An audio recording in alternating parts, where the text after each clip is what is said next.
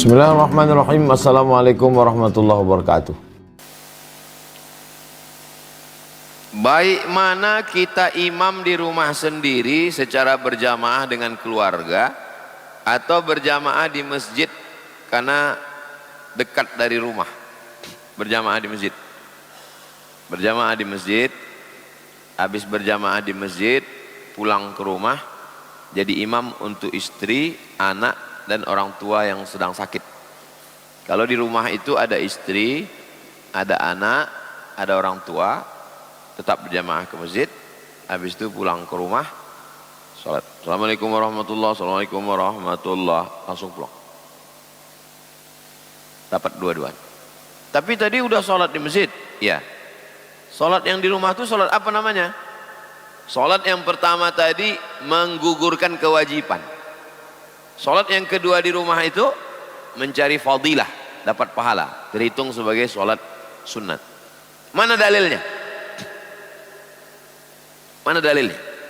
Dalilnya sahabat Nabi sholat dengan Nabi, selesai itu Nabi pulang. Selesai Nabi pulang, dia duduk. Pas dia sedang duduk, datang orang kampungnya.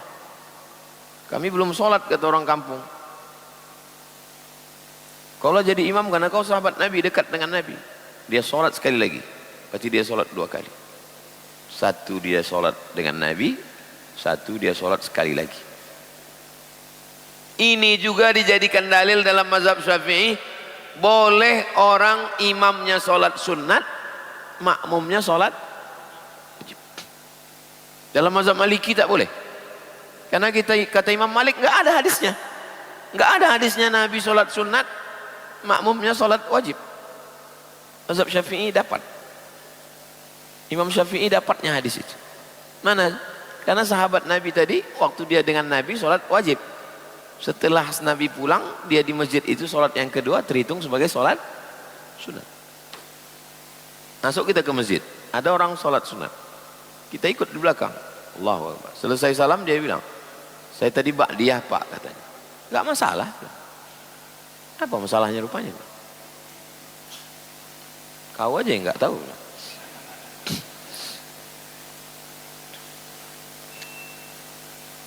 Jangan di rumah dengan anak istri, tetap ke masjid. Kalau begini pemahamannya nanti mati masjid nih, nggak ada orang sholat di masjid. Saya bersuami tidak mampu menafkahi rumah tangga. Alhamdulillah saya sebagai istri bisa menafkahi rumah tangga dan hobi-hobi suami. Wah, betuahnya kawan.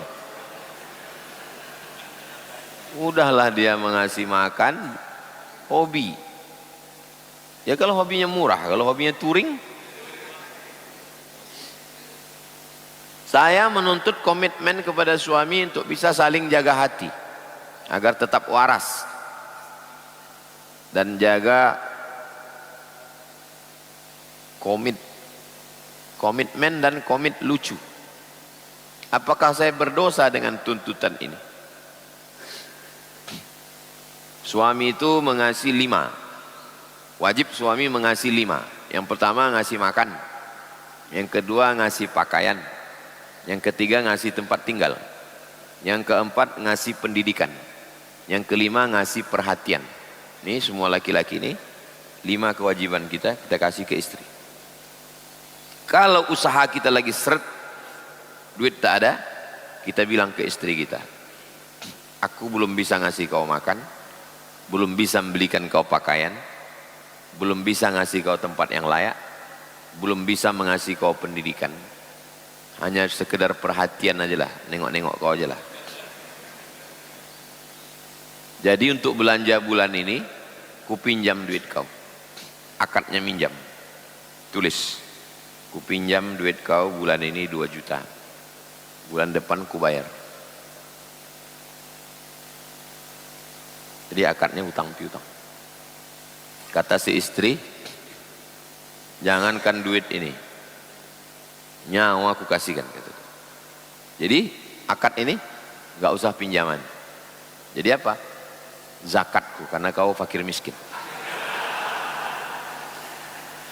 boleh istri berzakat ke suami. Boleh istri berzakat ke suami. Bahkan zakat itu bagus untuk orang terdekat. Dan orang terdekat dari istri adalah suami. Suami tak boleh berzakat ke istri. Kenapa? Karena wajib dinafkahi. Tak boleh berzakat ke anak. Tapi istri boleh berzakat ke suami. Atau dia bilang aku berzakat ke Basnas. Adapun yang duit belanja bulan ini itu terhitung sebagai sedekah. Jadi perempuan mesti tahu hukum, laki-laki mesti tahu hukum, supaya tak terjadi kekacauan. MU dengan Liverpool mesti sama-sama paham ya. Mesti tahu. Karena kalau tidak nanti terjadi konflik. Jangan gara-gara ini yang Liverpool nggak mau ngaji Riyadhus Shalihin pula.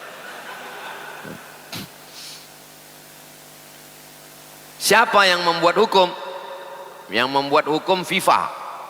Apa nama hukumnya? Statuta. Bahwa kalau ini namanya handball, bahwa kalau gini terjadi namanya outside, ini namanya hakim garis, ini namanya wasit. Kalau yang paham hanya Liverpool, MU tak paham, konflik. Ujung-ujungnya nanti ke pengadilan. Kalau terjadi di Riau, kelam nanti ujung-ujungnya. Nah, jadi suami ini mesti tahu, aku laki-laki, kewajibanku 5. Kalau aku tak sanggup, berarti aku mesti ngutang. Si istri pun mesti tahu, ini hartaku, ini ku bawa dari ayahku, ini sawitku, ini duit aku. Kalau suamiku minta, harus jelas. Jangan mau anak perempuan kita dibodohi laki-laki. Aku suamimu, semua duit kau, duit aku. Karena kita udah berumah tangga, sorgamu di bawah tapak kakiku. Itu kan pembodohan. Itulah pentingnya kursus pernikahan. Sebelum nikah itu kursus dulu. Kursus pernikahan. Nanti kita buatkan di masjid nih, kursus pernikahan. Cuman masalahnya beberapa kali dibuat di Pekanbaru, yang ikut kursus yang udah menikah pula. Bahaya itu, khawatirnya setelah kursus dicobanya sekali lagi.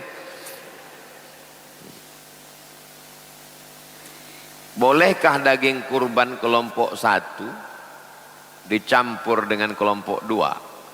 Setelah itu baru diambil 1/3 bagian serta kurban. 7 orang. 7 orang. 7 orang. Berarti berapa ekor sapi?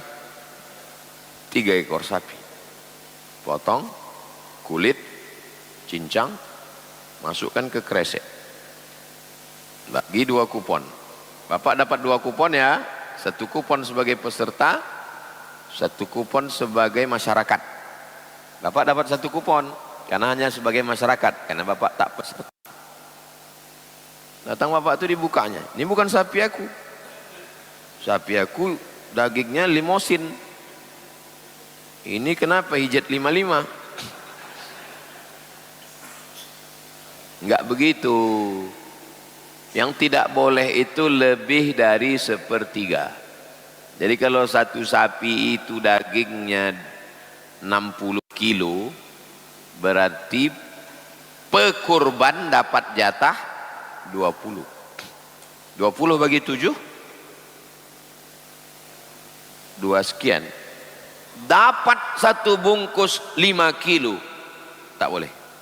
Karena lebih dari jatah 1/3. Dia hanya boleh dapat 2, sekian dalam 1 plastik. Jadi bukan masalah mengambil daging siapa, bukan itunya, karena daging ini udah bersatu. Yang tak boleh itu adalah lebih dari jatah, itu yang tak boleh. Saya malah nggak saya ambil kupon sama sekali Pak Ustadz. Bagus, itu yang paling bagus. Kupon tak diambil, dagingnya diambil. Yang paling bagus adalah wa at'imul ba'isal faqir, bagi semua ke fakir miskin, the best. Tapi kalau diambil pun 1/3, itu memang hak kita. Rata-rata kita di Indonesia ini yang model pakai panitia-panitia ini tak sampai 1/3.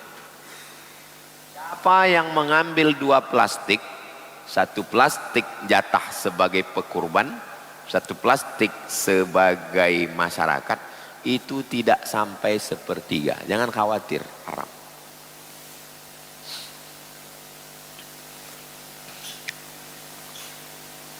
Kalau kita belajar, tak ada guru,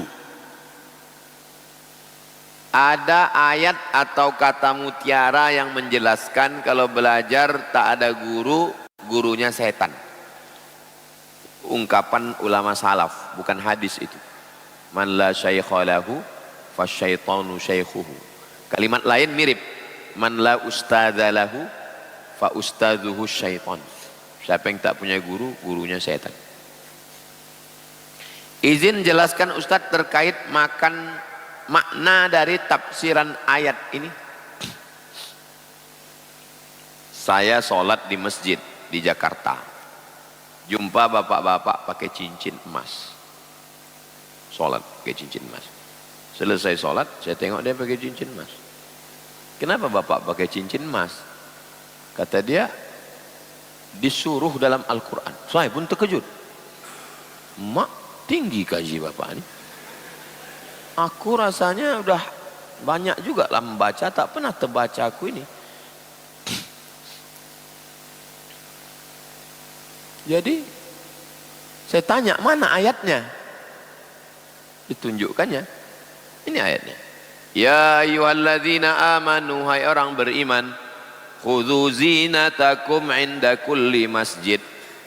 Pakailah perhiasanmu ketika kamu mau ke masjid. Sahih. Ayatnya sahih. Terjemahnya sahih.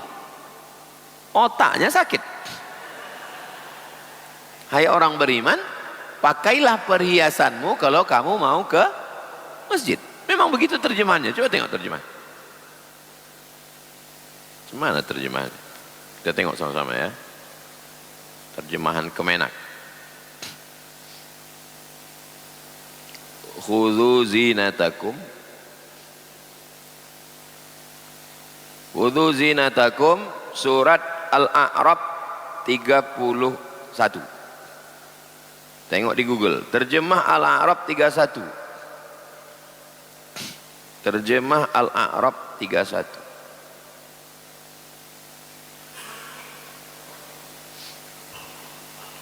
Terjemah Al-A'raf 31. Wahai anak cucu Adam, pakailah pakaianmu yang indah pada setiap memasuki masjid. Ini terjemah yang sudah dimasukkan unsur tafsir. Karena kalau terjemah aslinya, terjemah perkataannya, khudzu, ambillah zinatakum. Zina perhiasan. Ambillah perhiasan kamu ketika kamu mau ke masjid. Ayat ini ada asbabun nuzulnya, ada sebab kronologis turunnya. Gimana ceritanya ayat ini? Ayat ini ceritanya dulu orang kafir musyrik tawaf di keliling Ka'bah, maaf, telanjang. Tawaf dalam keadaan telanjang. Datang Nabi Muhammad. Nabi menengok ini perbuatan mungkar, batil. Turun ayat. Hai orang beriman, kalau kamu mau tawaf di Masjidil Haram, pakailah pakaian tutup aurat. Bukan nyuruh pakai cincin emas. Adapun tentang cincin emas, hadisnya sahih. Uhillu dzahab, aku halalkan emas, wal harir, sutra, aku halalkan emas dan sutra, lidzukur min ummati, untuk laki-laki. Wa uharrimuhuma lil inas, untuk perempuan. Uhillu, aku halalkan zahab, emas, wal harir dan sutra, lil inas, bagi perempuan. Wa uharrimuhuma 'alal rijal, haramkan bagi laki-laki. Emas tak ada tawar menawar, sikit pun haram. Tapi kalau sutra halal 2 jari. Siapa yang ingin betul pakai sutra Pak Ustaz? Pakai 2 jari di sini. Itu ku tengok kerah baju kau tuh sutra. Nazar Pak Ustadz. Demam aja bawaannya kalau nggak pakai sutra ini. Boleh lah, pakai lah. 2 jari. Kalau emas tak ada tawar menawar, sedikit. Kalau air emas bukan emas. Jam sepuh pakai air emas, nampak. Tapi kalau punya alergi jangan, nanti gatal-gatal. Air emas boleh, karena dia bukan emas. Sepuh, bahasa kitanya imitasi. Bagaimana penerapan konsep tata menentukan masa haid wanita mustahadah? Apakah secara umum sesuai pendapat ulama mazhab Syafi'i? Oh, simpel saja. Pergi buka di buku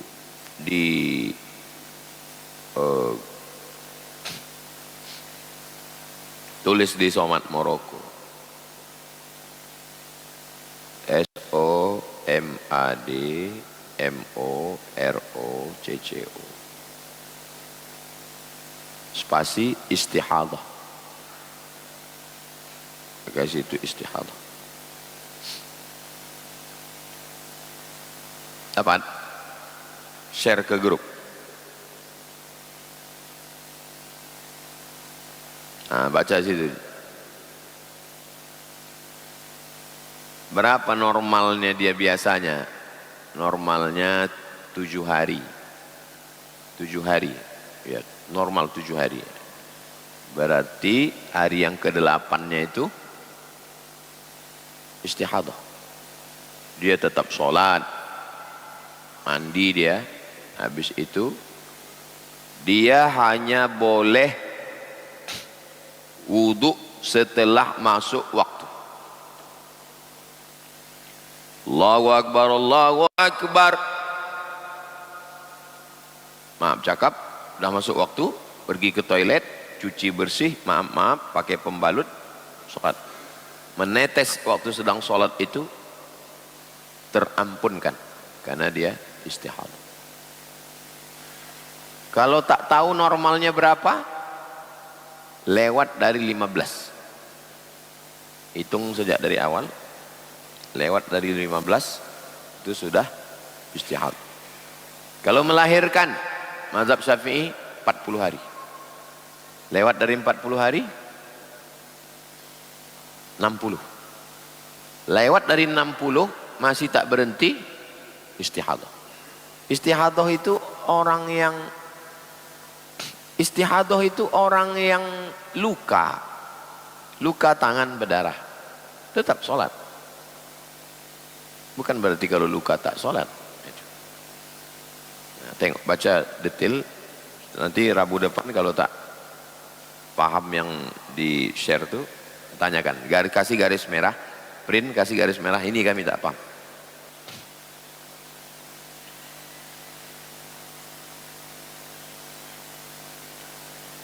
Apakah ada hadis tentang penentuan masa haid? Iya, ada.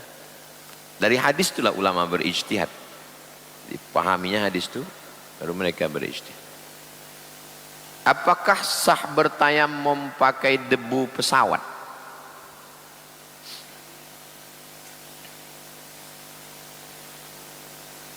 Satu kelompok mengatakan di pesawat itu tak ada debu. Kata dia tak ada di pesawat itu debu.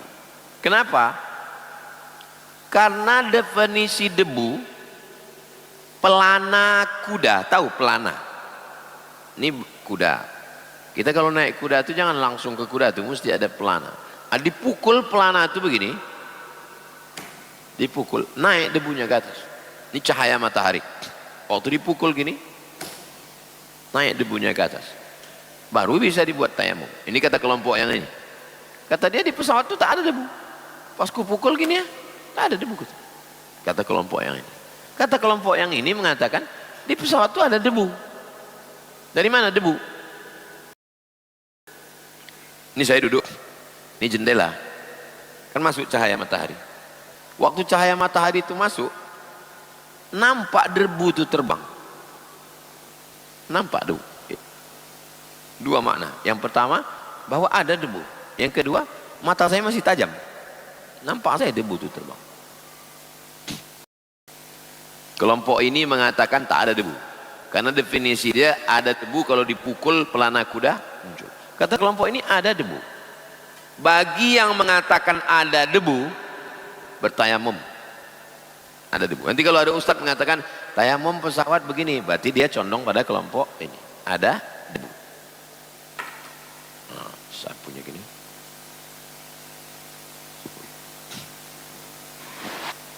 Habis itu sapu lagi. Baru sapu. 1, 2, 3. Ini untuk bawah. Ini ke dalam. Ini untuk bawah. Ini ke dalam. Sekali. Udah. Kata kelompok ini. Sholat dia. Kelompok yang mengatakan tidak ada debu, 3 pendapat. Macam mana kalau kita meyakini di pesawat itu tak ada debu? 3 pendapat. Pendapat yang pertama, mazhab Hanafi. Menurut mazhab Hanafi tidak wajib sholat karena tidak ada alat bersuci. Air tak ada, debu tak ada, maka tak wajib sholat karena tak ada alat bersuci. 2, mazhab Hambali. Menurut mazhab Hambali, sholat tanpa bersuci, tidak wudhu, tidak tayamum, sholat saja. Mazhab Hambali.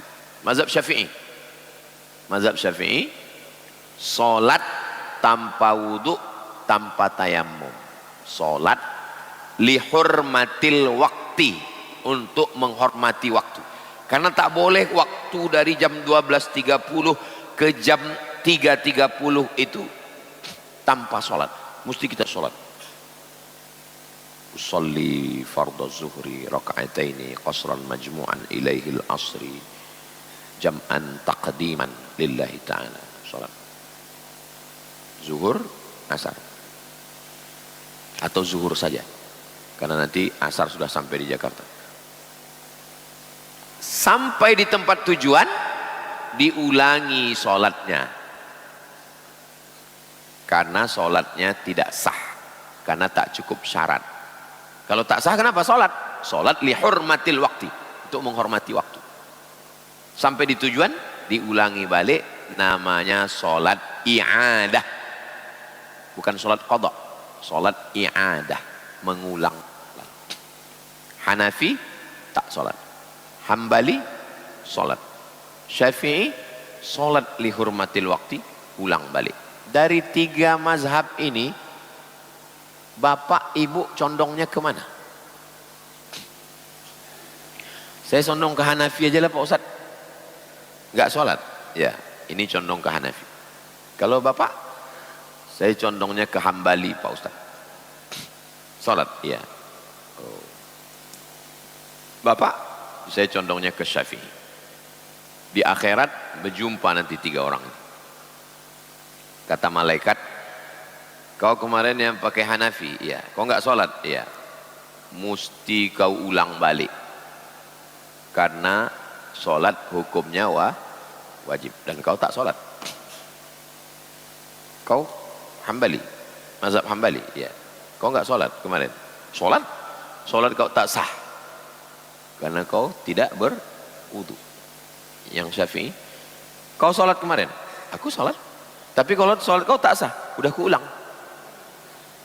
Di antara 3 ini mana yang paten? Makanya dengan belajar mazhab ini, tahu kita kelebihan. Bukan menjatuhkan imam, nggak boleh. Bukan kita tapi kita jadi paham. Oh, ngaji ini bisa aja bilang, oh itu udah paten itu dah. Oh, itu oh itu. Itu dah. Mazhab Syafi'i itu. Kelebihan mazhab Syafi'i, tingkat kehati-hatiannya tinggi. Dia sholat, tapi sholatnya tetap digantinya, bisa terjawab semua. Nah, itu mazhab Syafi'i. Tapi bukan berarti kita menyalahkan, tak boleh, karena semua ini ulama, mereka sudah berijtihad dengan ilmunya masing-masing. Itulah kaji kita subuh ini. Al-Fatihah.